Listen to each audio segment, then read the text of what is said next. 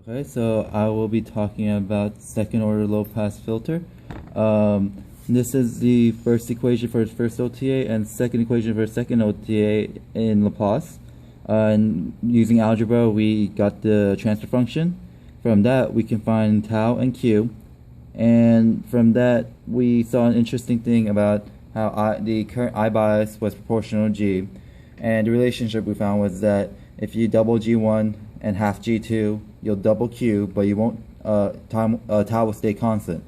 Another interesting thing we did was that we substituted, we inputted a frequency of 1 over tau, so S equals J 1 over tau, J over tau, and into a transfer function, what we got out was Q over J, where Q is the gain, 1 over J is the phase.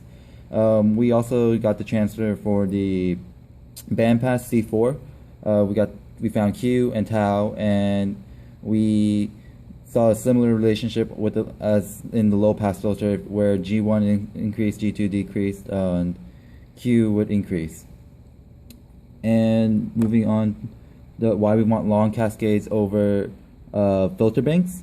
One reason is that long cascades has a gain exponentially accumulate, while filter banks, they have a dynamic range for each filter depending on the input.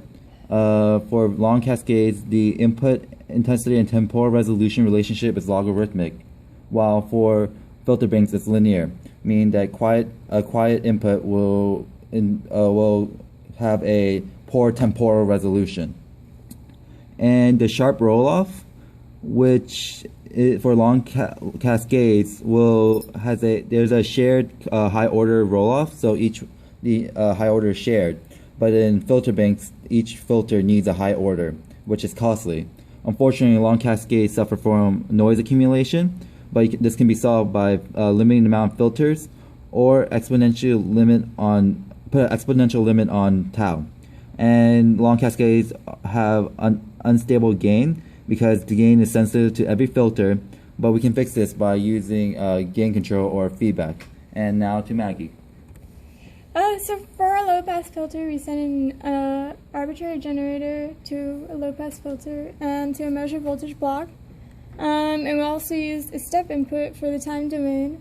And what we got was that as the Q values increased, we actually saw that the slope broadened. And this is because Q is proportional to the center frequency over the bandwidth. And we also know that time is inversely proportional to frequency, so you will find that what happens in the frequency response is the opposite of what happens in the time domain response.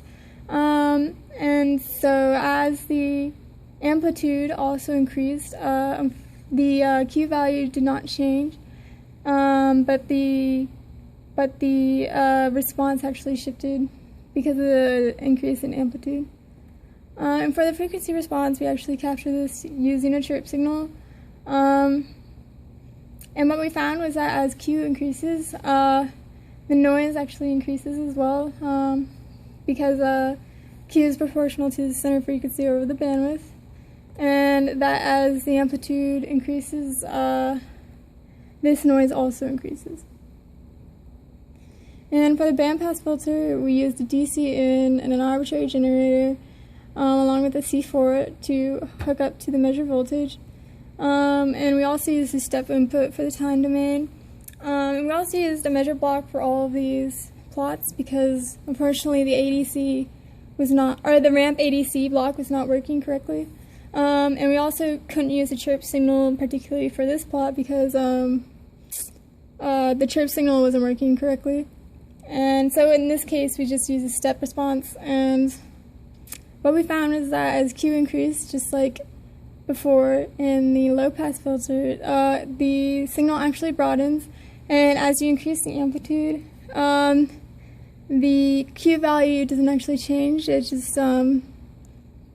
actually just shifts the signal.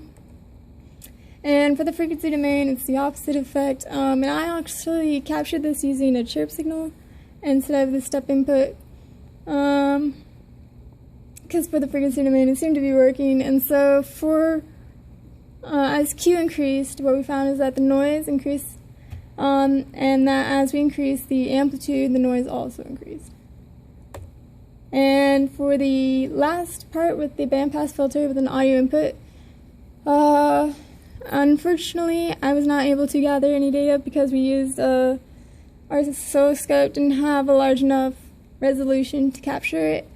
And so that's it. Thank you.